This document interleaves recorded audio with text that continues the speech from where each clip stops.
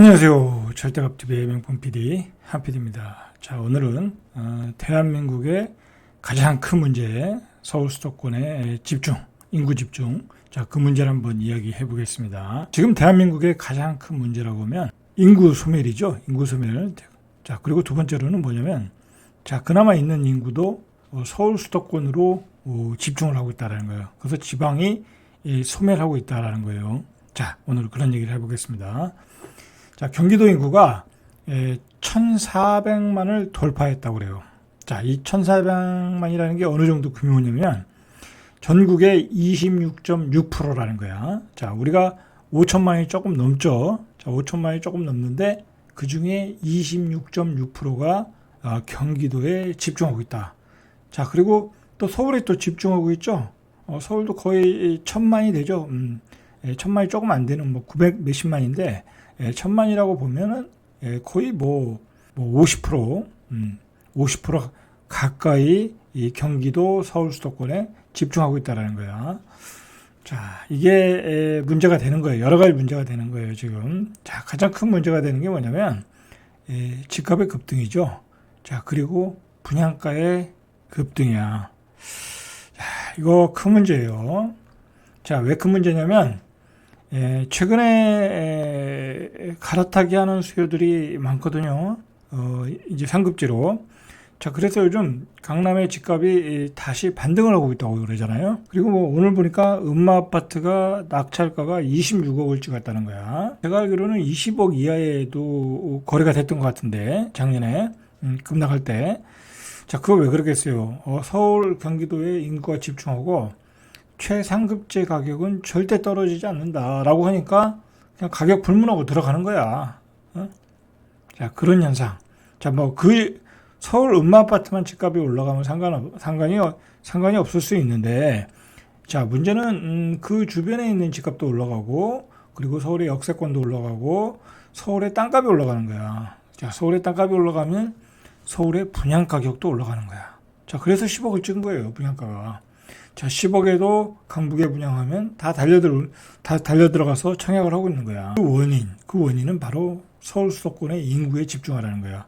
여러분, 경기도에 인구가 집중화된다는 것은 서울에 집중화되고 있다는 거야. 서울의 집값이 비싸니까 경기도에 사는 거야. 서울 사람들이 경기도로 빠져나오고, 그리고 지방에 있는 사람들이 서울에 살아야 되는데 서울엔 못 사니까 경기도에 외곽에서 살고, 그러면서 서울과 경기도가 함께 커져가고 있는 거야. 경기도가 커져가는 것도 분명히 이유는 있지만은 예전에는 서울이 먼저 확장되니까 경기도가 커져갔는데 최근에는 또 그렇지도 않아요. 자, 그건 뒤에서 이야기해 보겠습니다. 경기도 인구가 2002년 12월에 1천만 명을 처음으로 넘어섰고, 자, 1년 만인 2003년 12월에 서울시 인구를 추월했다. 자, 그러니까 2003년도를 기점으로 해서 서울시가 서울로 몰려오는 인구를 수용을 못했고, 그리고 2003년도경에 이제 신도시들이 많이 만들었잖아요. 그러면서 경기도가 서울시를 추월한 거야. 그렇게 된 거예요. 그러고 나서 20년이 지났죠. 자, 20년 4개월 만에 400만 명이 늘었다. 자, 400만 명이면 대구만한 도시가 대구와 대전만한 도시, 대구와 대전, 그 두 개의 도시가 늘어난 거야. 그만큼 신도시를 많이 졌잖아요. 그죠?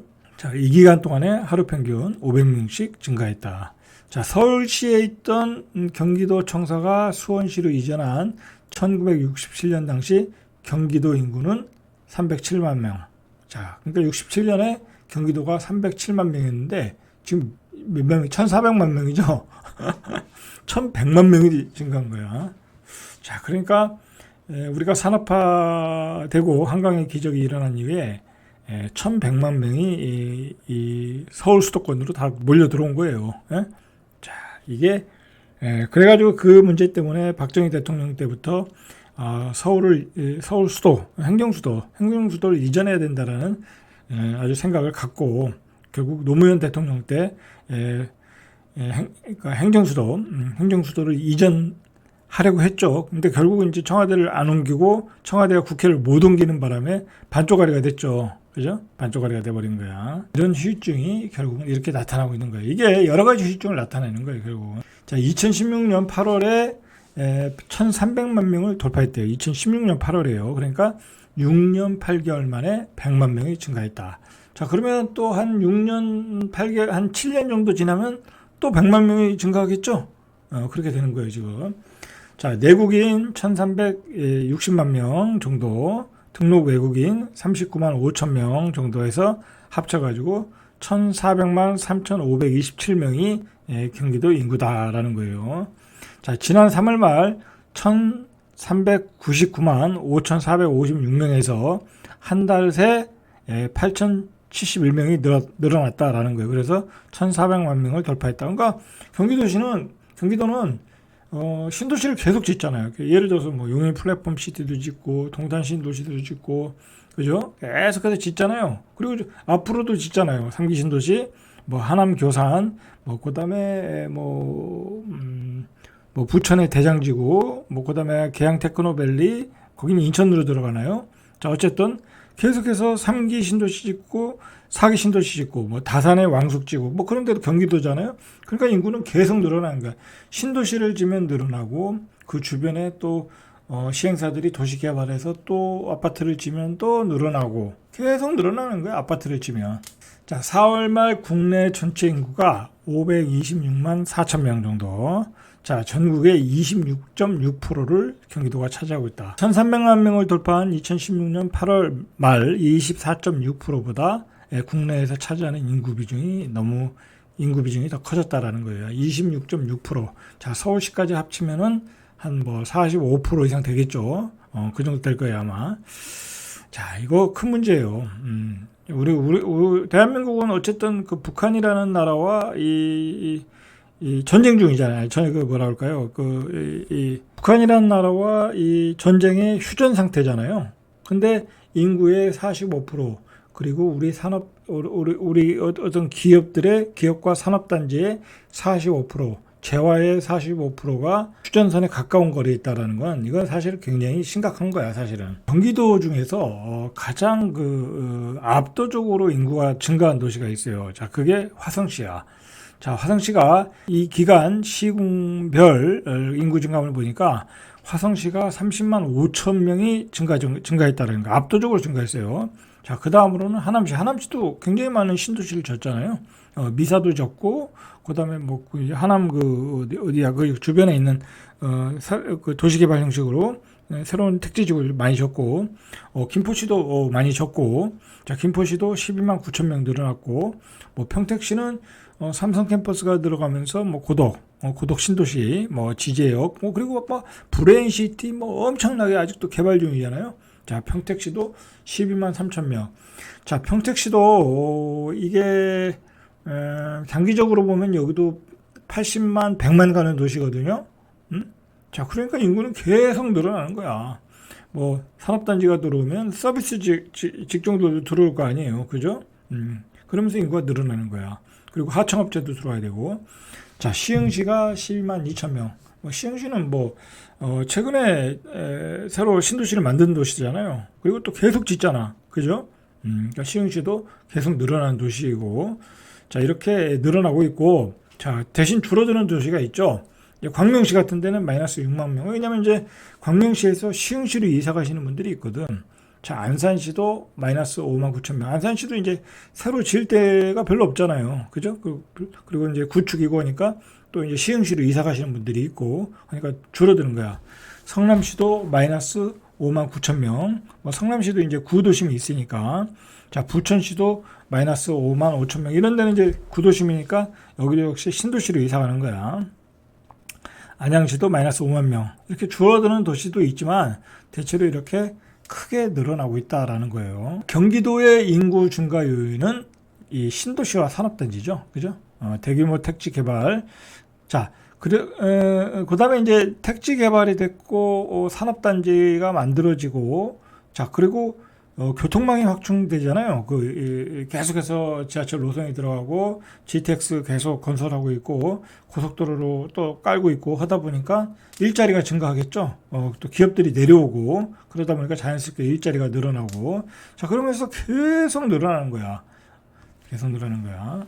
자 그리고 상대적으로 서울보다 싸다라는 점이 이제 경기도로 몰리게 2022년 국내 인구 이동 통계를 보니까 전입자가 전출자보다 많아 순유입이 발생한 시도는 7개 시도인데 그 중에서 경기도가 압도적 1위다. 경기도가 압도적 1위.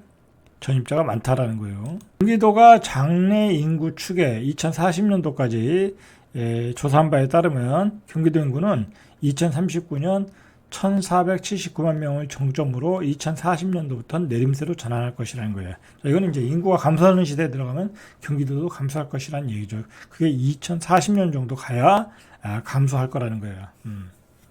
자, 그때까지는 이제 계속 빨아들이는 거죠. 근데 이것도 장담 못해.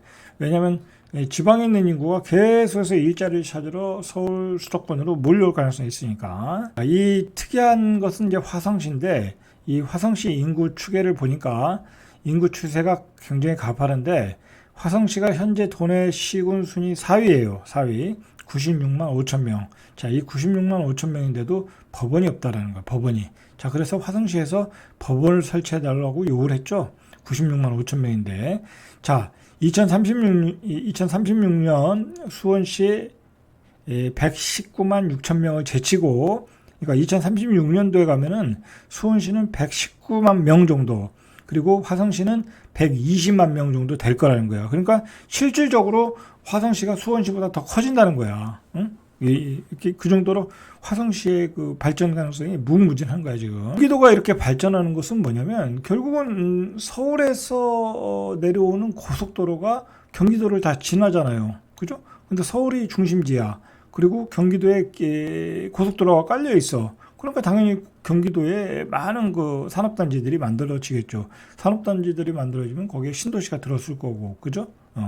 그래서 서울 세종 고속도로 그리고 경부 고속도로, 중부 고속도로, 자 이런 그 고속도로가 다 지나가니까 당연히 경기도는 발전할 수밖에 없는 거고, 자 거기다가 GTX, 그러죠? 빨리 출퇴근할 수 있는 GTX까지 깔고 있으니까 또 서울에서 출퇴근할 사람들이 GTX를 이용하고, 뭐 KTX는 당연한 거고, 자 이렇게 되니까 서울 수도권으로 집중화될 수밖에 없다라는 거야. 거기다가 굉장히 촘촘한 자동차 전용도로, 그죠? 촘촘한 자동차 전용도로, 자 이런 것들 발전하니까 서울 수도권에 몰릴 수밖에 없다라는 거예요.